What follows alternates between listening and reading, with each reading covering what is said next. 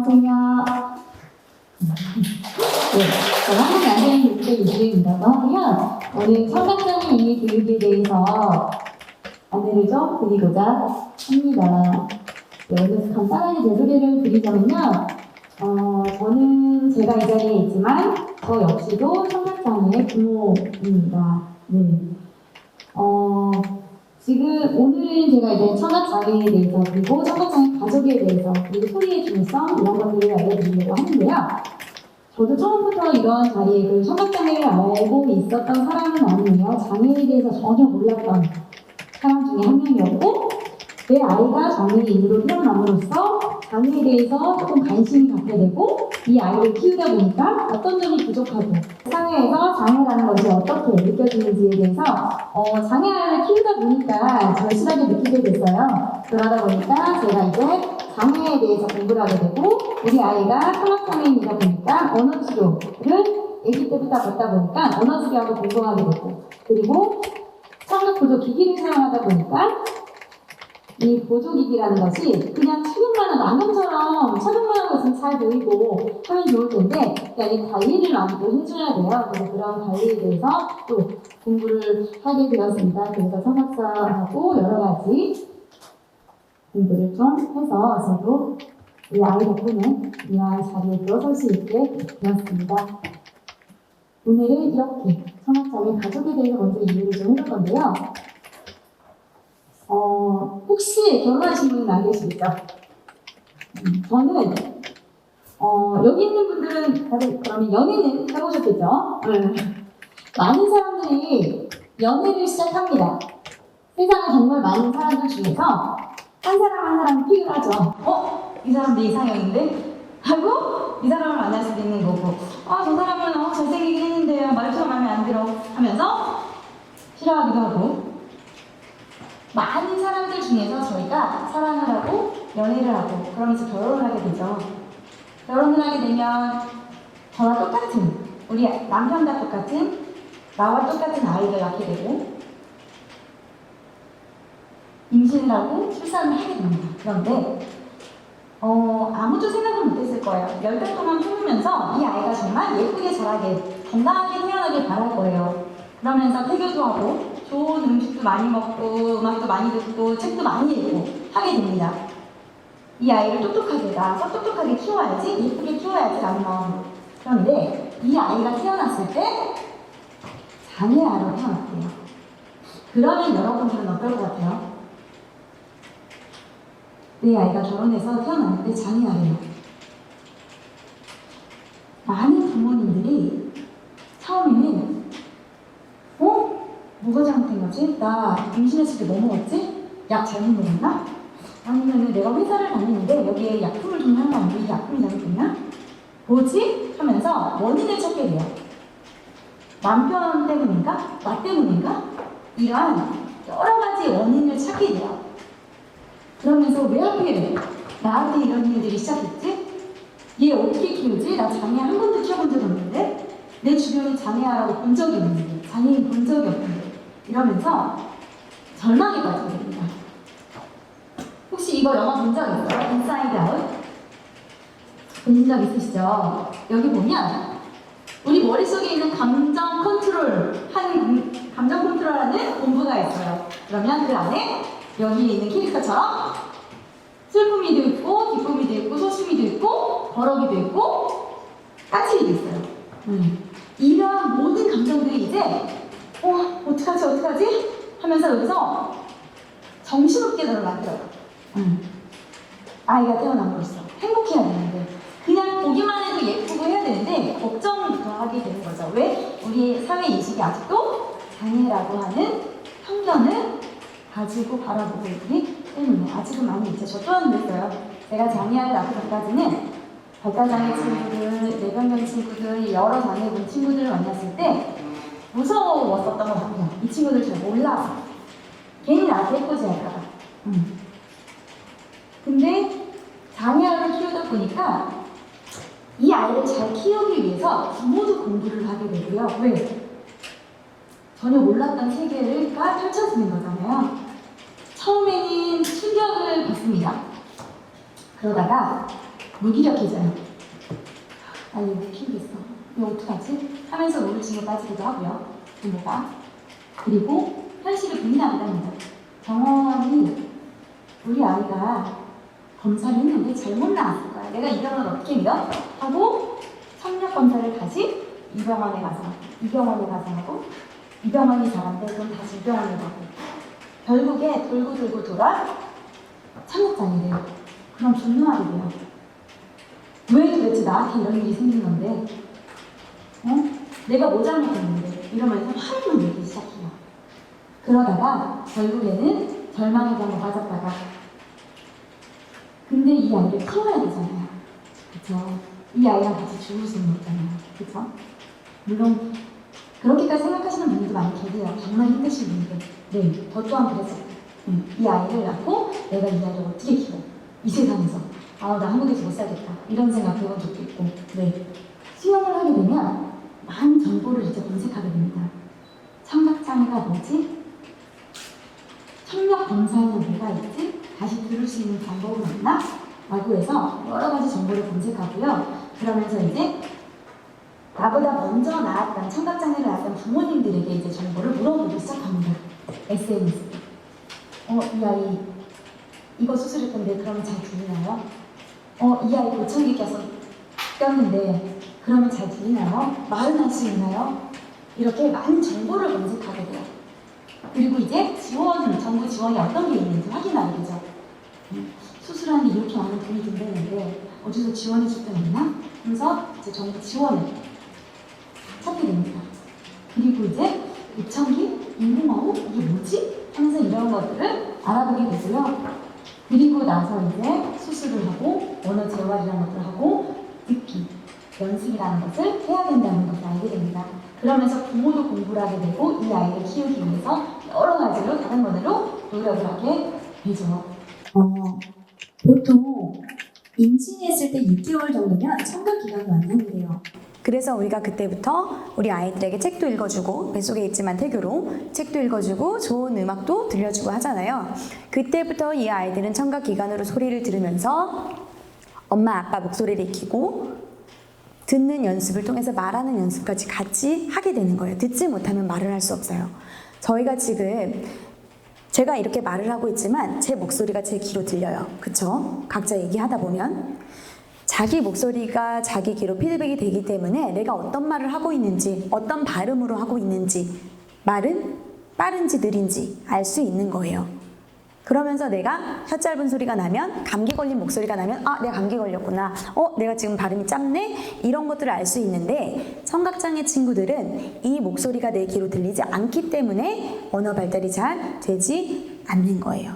그래서 이 친구들은 청각장애로 태어난 친구들은 소리를 뱃속에서부터 그리고 인공호흡을 수술하기 전까지 소리를 전혀 들을 수가 없었던 친구들이에요. 물론 청력에 따라 조금씩은 다르긴 하지만 인공호흡을 한 친구들, 그래서 1년 뒤 수술하고 난 1년 뒤부터 소리를 듣게 됩니다. 청각장애를 낳을 거라고는 아무도 생각을 못했어요. 한 번도 생각해보지 않았고 한 번도 경험해보지 않은 일이에요. 그런데 청각장애는 누구나 올 수 있는 장애예요. 알고 계시죠? 네. 꼭 태어날 때만 청각장애가 오는 건 아니에요. 청각장애에 대해서 얼마나 혹시 우리 서포터즈 분들은 알고 계실까요? 청각장애, 난 아는 편입니다. 혹시 손 좀 들어봐 주시겠어요? 잘 모르겠어요. 저 여기 와서 처음 들었어요. 설명 처음 들어봤어요. 사랑의 달팽이여서 감생받게 됐어요. 라고 하시는 분이 거의 대부분이시죠. 많은 분들이 그러실 거예요. 그리고 청각장애 혹시 주변에 저는 있어서 지원했어요. 하시는 분 있나요? 저 주변에 보청기, 인공호흡 아니면 농인 있어요. 그래서 저 지원해봤어요. 하시는 분 없죠. 저 또한 제 주변에 청각장애가 없어서 잘 몰랐어요. 네, 다 똑같을 거예요. 당사자가 아닌 이상, 당사자 가족이 아닌 이상 내 주변에 없으면 모르는 거예요. 왜? 우리가 국영수사가를 배우듯이 장애도 배우지 않으면 모르는 것처럼 네, 똑같다고 생각을 합니다. 자, 그러면 청각장애는요 난청과 농으로 분류할 수 있어요. 농은 소리가 들리지 않고 구어를 사용하지 않고 수어나 구화나 필담으로 소통을 하시는 분들을 농인이라고 합니다. 그리고 난청은 청력은 어느 정도 들릴 수도 있고 기기를 착용해서 들리는 친구들, 아니면 청력도에 따라서는 보청기를 끼고 들리는 사람들, 그리고 구어로 소통을 하는 사람들을 이야기를 합니다. 그런데 청각장애는 농인이 많을까요? 난청인이 많을까요? 그렇죠. 맞아요. 난청인이 훨씬 더 많습니다. 2017년도에 보건복지부 자료에도 의하면 난청인이 88%, 그리고 농인이 3.7% 정도의 퍼센테이지를 가지고 있습니다. 즉, 지금은 의학적 기술이 많이 발달이 됐죠. 예전에는 인공화가 우리나라에 도입이 되기 전까지는 소리가 들리지 않으면 농인으로 살아야 됐었어요. 그쵸? 그리고 수어를 했어야 되고, 지금도 마찬가지예요. 그런데 의료기술이 발달되면서 이제 인공화호라는 게 도입이 되면서 엄마 아빠가 말을 할 수 있어요. 근데 유전학적으로 아니면 어떤 원인인지 모르지만 농인으로 태어났어요. 그러면 내가 말을 하고 듣는데 수어를 모르는데 이 아이를 어떻게 키울까요? 듣고 말할 수 있는 기술이 있대요. 그러면 인공화호 수술을 시켜줄 수도 있겠죠. 근데 모든 사람이 다 인공화호 수술할 수 있는 건 아니에요. 네. 내부 기관에 따라서, 그리고 여러 가지 원인에 따라서 수술했지만 말을 못할 수 있는 친구들도 있고요. 여러 가지 상황은 놓여 있지만 어쨌든 수술을 해서 들을 수 있는 사람들 난청이라고 합니다. 듣고 말하는 친구들. 자, 청각장애는 이러한 친구들, 인공화호를 착용한 친구들도 있고요. 보청기를 착용한 친구들도 있고요. 청각장애 관련돼서는 이렇게 문자, 지금 여기 문자 지원이 되고 있죠. 청각장애 친구들은 이렇게 문자 지원도 받을 수 있고요. 그리고 청각장애 이해교육, 지금 듣고 계신 이러한 이해교육을 통해서 많은 청각장애를 알리는 일들도 있습니다. 자, 여기 나오네요. 이렇게. 청각장애는 구어와 수어로 나뉠 수 있고, 제가 아까 말씀드렸죠. 의사소통 방법에는 이렇게. 뿐만 아니라 입 모양을 보고 소통하는 사람들도 있고요. 그리고 필감, 아닌 몸짓이 있습니다. 그리고 청각장애인의 의사소통 방법은 수화가 7.2% 정도, 그러니까 구어랑 수어를 같이 동시에 할 수 있는 분들도 물론 계세요. 네. 보장군 혹시 보신 적 있으신가요? 청각장애 친구들, 난청인 친구들이 착용하고 있는 보장기, 인공화호라고 하는 것과 보청기, 제가 오늘도 가져왔어요. 자, 한번 보여드릴게요. 지금 혹시 보이실래나요? 내려놓고 보여드릴게요. 네. 보통 인공화호라고 하는 것은 이거예요. 일체형도 이렇게 있고요. 그리고 귀걸이형도 있는데, 이 인공화호는 수술을 통해서 듣는다는 사실 알고 계시죠? 이 내부 임플란트가 달팽이관이 고장난 친구들이기 때문에 이 내부 임플란트를 달팽이관에 심어줘야 되는 친구들이에요. 수술을 통해서. 네. 그래서 이 내부 임플란트가 달팽이관에 이렇게 심어지면, 그리고 나서 이렇게 됩니다. 부착이 이렇게 되는 거예요. 네. 머릿속에 내부 임플란트가 들어가고 외부 기계가 이렇게. 그래서 이 친구들은 소리를 우리처럼 여기 귀로 듣는 게 아니라 여기 이 기기를 통해서 듣게 돼요. 그러니까 이 기기가 인공화호가, 즉 이 친구들은 신체의 일부가 되는 거죠. 그래서 이 기계로 소리를 듣기 때문에 기계의 한계점이라는 건 있어요.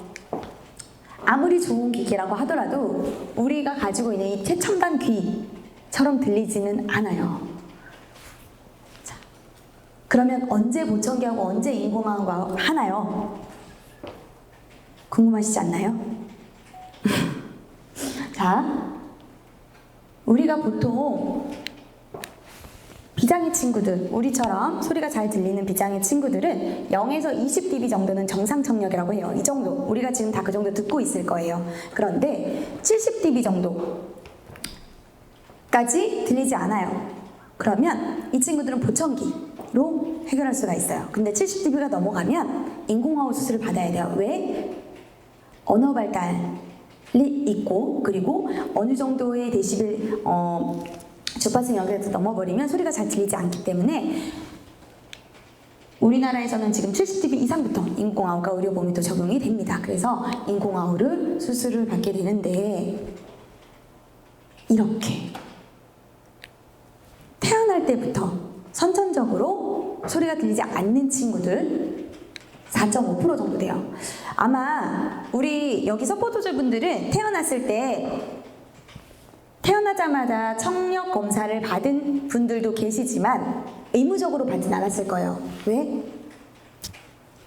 제가 아기를 낳았을 때도 의무적으로 청력 검사하지 않았어요. 아기가 태어나자마자. 이름 부르면 쳐다보면 다 들리는 거지 하고 의무적이진 않았거든요. 근데 2018년도부터는 신생아 청력 검사가 의무화가 됐어요. 왜? 청각장애로 태어나는 아이들이 점점 늘어나고 있기 때문에.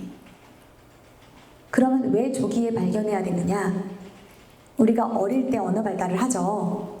우리 왜 이런 거 같은 거 하죠. 애기들 보면 빠빠빠빠빠빠 이런 거 하고, 그쵸? 양수음을 발달하기 위해서 이런 조음기관의 운동을 이 친구가 옹알이를 통해서 하고 있는 거예요. 여기 조음기관의 근육들의 힘을 길러줘서 우리가 엄마, 아빠, 빠빠 이렇게 말이 나오게 하는 거예요. 그런데 이러한 것들도 마찬가지로 소리를 듣지 않으면 하지 않아요. 많이 하지 않아요. 소리를 듣고 언어 발달 시기를 제대로 넣어줘야 이 아이들이 듣고 말할 수 있는 아이들이 되는 거예요. 그래서 어릴 때 조기에 발견하자고 해서 신생아 청력 검사가 생겨났고, 이 아이들이 조기에 수술을 받아서 언어를 배우게 됐고 듣기 연습을 하게 되는 거예요. 그런데 선천적인 원인보다는 후천적인 원인이 훨씬 더 많죠. 즉 여기에 계신 분들도 청각장애가 될 수 있다 없다? 있죠. 맞아요. 저 또한 돌발성 난청이라는 게 왔었어요. 갑자기 귀에 물이 찬 것처럼, 물이 들어가면 왜 우리가 한번 둔탁하게 들리잖아요. 그런 식으로 소리가 들리는 거예요. 근데 여러 가지 원인이 있었는데 가장 큰 원인이 스트레스겠죠. 큰 스트레스를 많이 받고 힘든 일이 많으면 그때 난청도 온다고 하더라고요. 근데 그러한 돌발성 난청도 왔을 때 바로 약을 먹고 진료를 받고 치료를 해야 되는데, 그렇지 않고 놔두게 되면 계속 어느 한 주파수 영역대에서 둔탁하게 들릴 거예요. 그래서 한 번 나빠진 청력은 잘 돌아오지 않거든요. 그래서 자기의 귀는 자신들이 잘 체크하고 자주 가서 확인을 해야 돼요. 이비인후과에서. 네. 그래서 청각장애는 꼭 우리 아이만 그렇다? 청각장애인들만 청각장애인이다? 라고 얘기할 수는 없는 것 같아요. 모든 사람들이 노인성 난청도 오고 돌발성 난청도 오고 또 사고로 인해서 청각장애도 될 수 있기 때문에 건강한 귀는 건강할 때 잘 지켜야 된다. 우리 서포터즈 분들도 꼭 알아두셨으면 좋겠어요. 나에게도 올 수 있는 일이다라는 것을. 자, 이렇게 해서 난청이 제가 아까 말씀드린 것처럼 그래서 계속 증가가 되고 있어요. 선천적이지 않고 후천적인 원인이 훨씬 더 많기 때문에 제가 계속 말하고 있는 청각장애 우리 난청인들, 인공화호나 무청기를 착용하고 있는 난청인들은 농인에 가까울까요? 건청인에 가까울까요?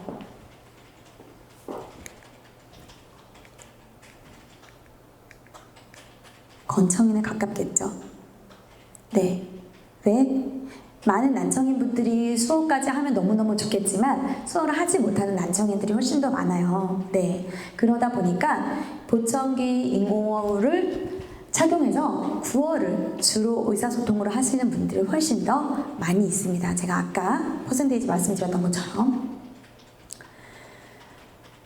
이 난청인들은요, 지금 우리가 이제는 이렇게 인공화호나 보청기 낀 모습을 보면 아마 쟤도 인공화호 했네? 저 친구도 인공화호 했네? 이제 보일 거예요. 저도 그 전에는 한 번도 보이지 않았던 난청인 친구들이 우리 아이를 낳고 나서 보니까 주변에 이제는 많이 보이더라고요. 마트를 가서도 보이고 학교를 가서도 이 친구도 보청기인데? 라는 것들이 보이고 이제 눈에 보이기 시작하더라고요.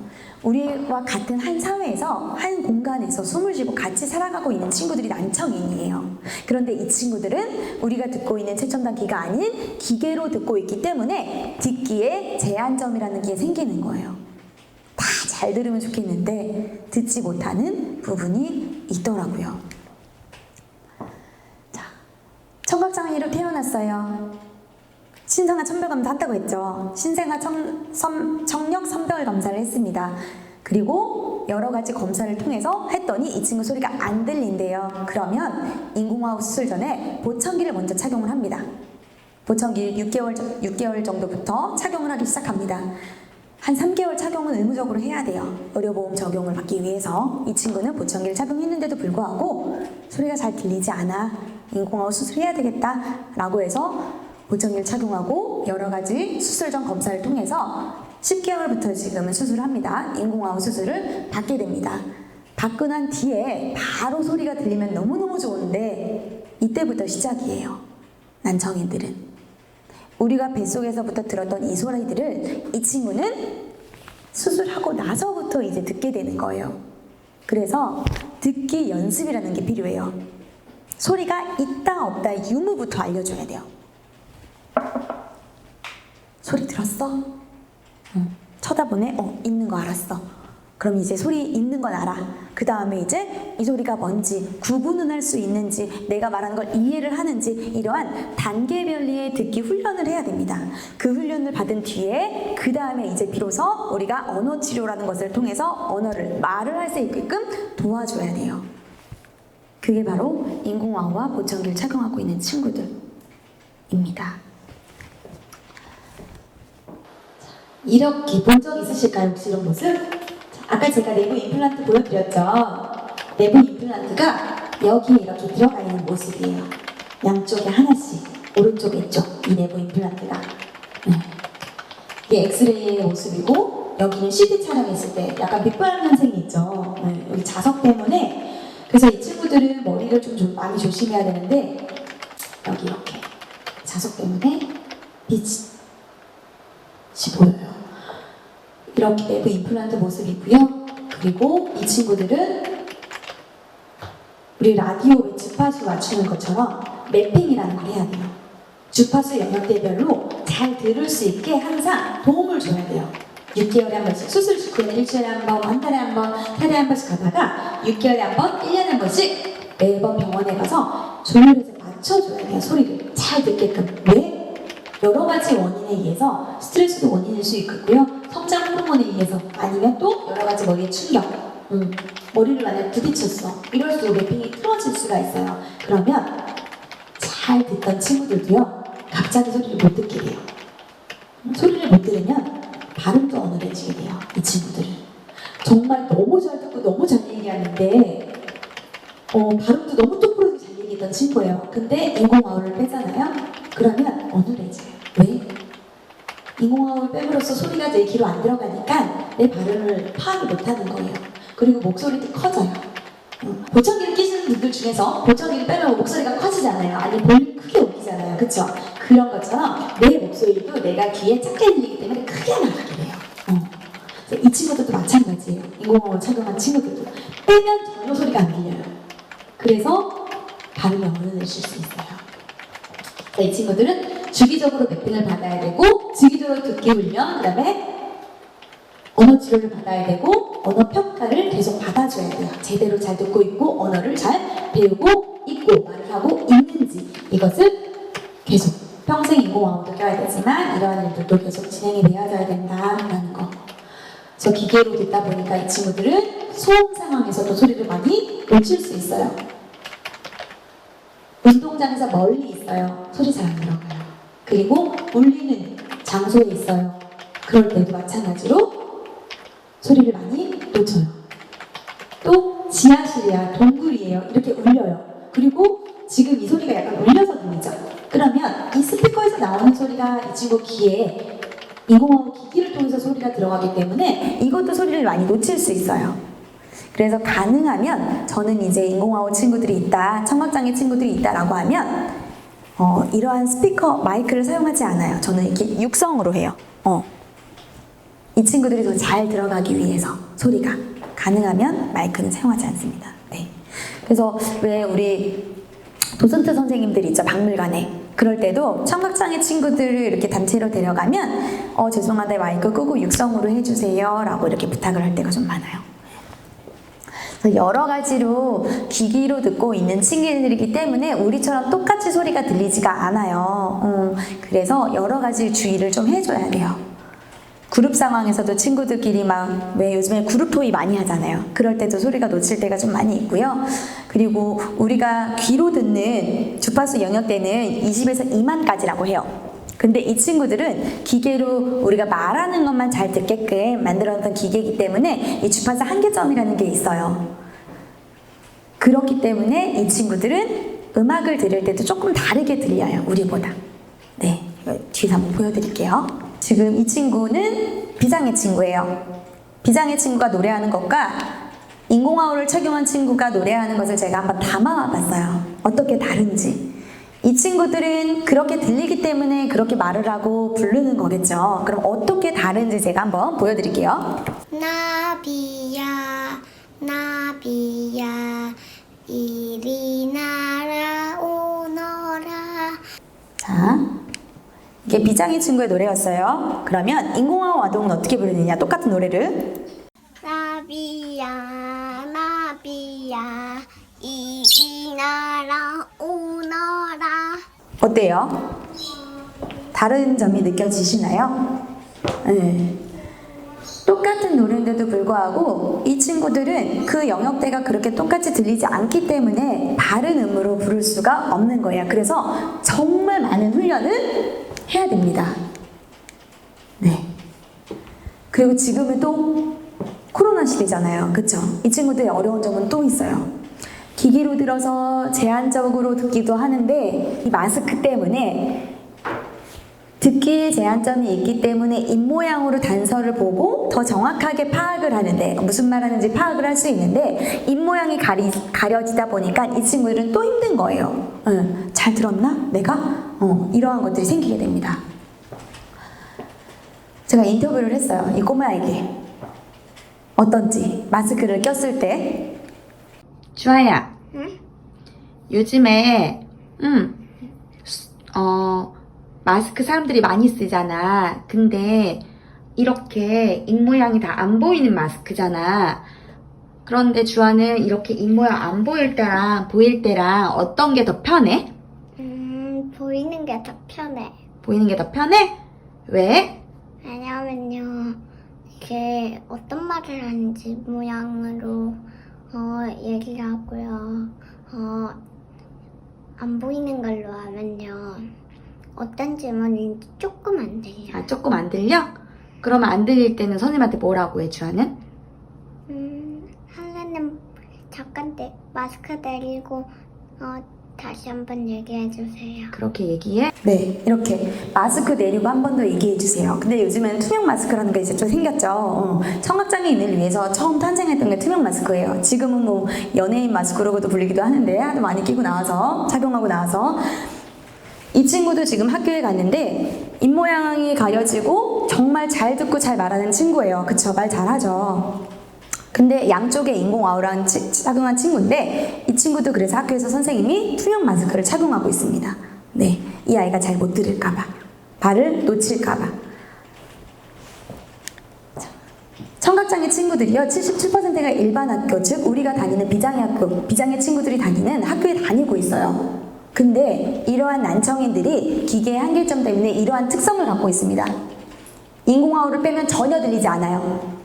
배터리가 없어, 이게 배터리로 되는 거거든요. 배터리가 나가도 소리가 전혀 들리지 않아요. 그리고 목욕할 때 빼놓습니다. 물소리가 안 들리겠죠, 그러면. 그리고 잠잘 땐 어떻게 해요? 끼고 작용하는, 물론 착용하고 자는 친구들도 있긴 하지만 빼놓는 친구들이 더 많아요. 빼고 잡니다. 왜? 움직이면서 떨어지니까, 자석으로 연결되어 있다 보니까. 그리고 인공아우를 착용했다고 해서 다 잘 들리고 다 잘 말하는 건 아니고요. 이 친구의 듣기 정도 차이와 말하는 능력의 차이는 있습니다. 뇌기형과 청신경 등 여러 가지 증후군에 의해서 다 달라요. 다 잘 들리고 잘 말하면 좋겠지만 조금씩 다릅니다. 그리고 상황에 따라 제가 아까 말씀드렸었죠. 먼 곳에 있을 때, 뭐 이렇게 올리는 곳에 있을 때 잘 들리지 않아요 라고 한 것처럼 소음 상황, 그 다음에 입모양이 없거나 동시다발적으로 여러 사람이 얘기할 때 잘 들리지 않습니다 라는 것들. 그래서 많은 오해들이 생겨요, 청각장애 친구들은. 수업 교실에 이렇게 앉아 있는데 친구가 자주 불러요. 민우 학생, 뭐 누구 학생 이렇게 막 불러줘요. 근데 청각장애 친구들은 그 소리를 못 들을 때가 있어요, 쉬는 시간에. 가장 많이 최근에도 있었던 일인데 어떤 초등학교에 인공화호 착용한 친구와 비장애 친구가 있었는데 어떤 비장애 친구가 오더니 그런 말 하는 거예요. 쟤 나한테 뭐 화난 일 있나 봐요, 선생님. 왜 자꾸 제가 말해도 아는 척도 안 하고요, 대답도 안 해줘요 하면서 우는 거예요. 그래서 인공화학을 착용한 친구에게 직접 가서 물어봤어요. 너 왜 그랬어? 그런 일이 있어? 저 그런 적 없는데요. 즉 소리를 많이 놓쳤다는 거죠. 친구가 말할 때. 네. 그러한 일들이 정말 많아요. 그래서 얘는 일부러 못 들은 척해, 아마 안 들린 척해, 이렇게 오해를 받을 때가 정말 많아요. 친구 관계에서. 네. 기계의 한계점이라는 것 때문에. 그래서 소통의 어려움, 그리고 또 한 가지는 거의 대부분의 많은 청각장애 친구들이 특색이 있어요. 청각장애 특색이라고 해야 되나요? 음도가 조금 높아요. 말할 때 음도도 조금 높은 친구들이 많이 있고요. 그리고 정말 재활이 잘 된 친구들은 얘는 정말 비장애충이랑 똑같다, 어떻게 청각장애 얘가, 이런 친구들도 물론 있지만 그렇지 않고 말투가 이게 모노톤이라고 해야 되나요? 이런 친구들도 있고요. 여러 가지 특색이 조금 많이 있습니다.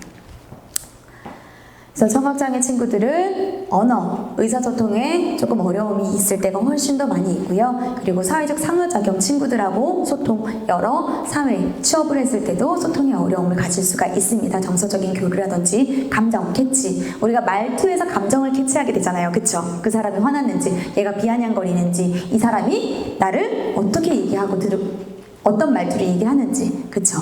말투에 있어서 감정을 느낄 수 있는데 이 친구들은 그러한 말투를 우리처럼 똑같이 캐치를 할 수 없기 때문에 생기는 오해들이 많이 있어요.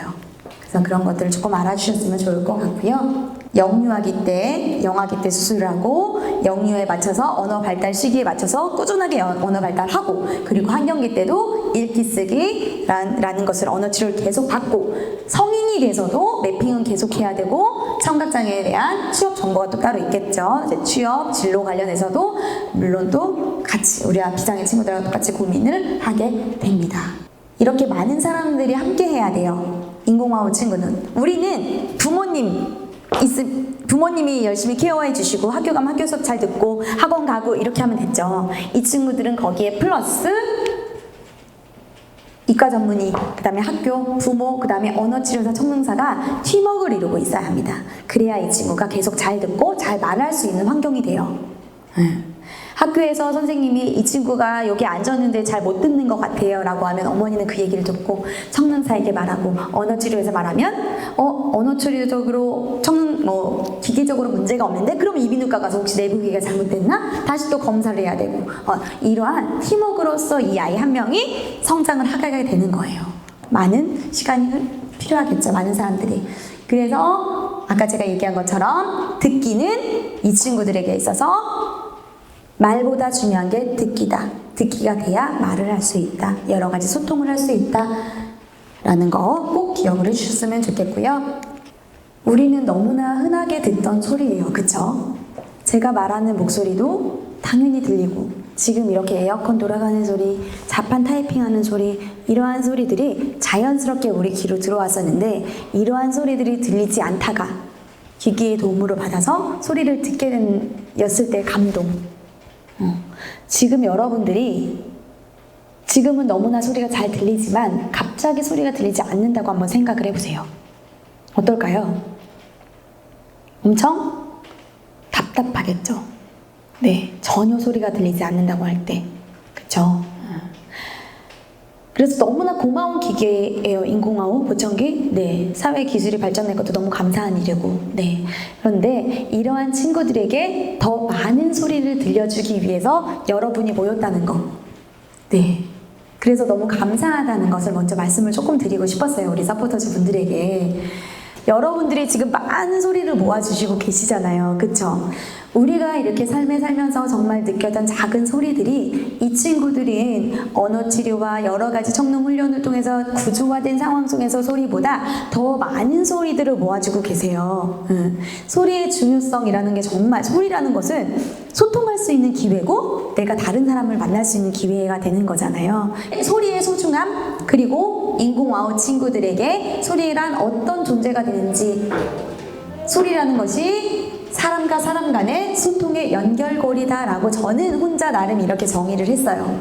네. 그리고 소리가 들리는 것에 정말 소소한 거지만 우리가 생각했을 땐 소소한 행복이지만 인공화호를 착용한 친구들은 들리지 않았던 소리가 들리는 거기 때문에 더 큰 행복이다라는 것을 좀 많이 알아주셨으면 좋을 것 같아요. 그리고 혹여나 이제 다른 곳에서 인공화호나 보청기나 이렇게 기기를 착용한 친구들을 만난다면 이상한 시선으로 바라보는 게 아니라 이 친구들도 우리와 같은 친구들인데 귀가 소리가 조금 들리지 않을 뿐 우리와 같은 똑같은 생각을 하고 있고 똑같은 감정을 가지고 있는 사람이다 라는 거. 그래서 소리가 조금 들리지 않으니 조금 더 많은 부분 우리가 한 번 못 들었으면 다시 한 번 얘기해 줄 수 있는 이러한 여유를 가지고 있었으면 좋을 것 같아요. 네, 많아요. 인공화호를 착용. 저 뭐야? 왜 저 기계 얼굴 머리에 달고 있는 거 뭐지? 한 번 더 쳐다보고 이런 분들도 많이 계시더라고요. 아직까지 인공화호가 많이 널리 알려지지 않아서 그렇다고 생각을 해요. 우리가 안경 쓴 사람 이렇게 한 번 더 쳐다보지 않잖아요, 그렇죠? 네, 그런 것처럼 인공화호를 착용하고 있어도 한 번 더 쳐다보지 않는 그러한 세상이 빨리 오기를 바랍니다. 그러기 위해서는 우리 서포터즈 분들의 노력도 많이 필요할 것 같고요. 더 많은 다양한 소리들로 우리 친구들을 많이 도와줬으면 좋겠습니다. 혹시 이 중에서 청각장애 친구가 딱 한 명 있어요. 누군지 알 수 있을까요? 누군지 알 수 있을까요? 지금 청각장애를 바라보는 시선이 이거예요. 아무도 몰라요. 청각장애는. 누가 청각장애인지. 이 친구입니다. 양쪽 귀에 인공화호를 하고 있어요. 비장애 친구들 사이에서 당당하게 이제는 통합 환경에서 그리고 일반적인 사회에서 똑같이 생활을 하고 있는 친구들이에요. 난청인들이에요. 네, 그렇기 때문에 이제는 우리가 이러한 청각장애인 분들을 이상한 시선으로 바라보지 않고 같은 시선으로 바라봐 줬으면 좋겠습니다. 이 세상에는 정말 많은 난청인들이 이제 있습니다. 이 친구들을 위해서 우리 소리 서포터즈 분들께서 정말 다양하고 예쁜 소리들 많이 모아주셨으면 감사하겠습니다. 저희 강의는 이것으로 마치도록 하겠습니다. 고맙습니다.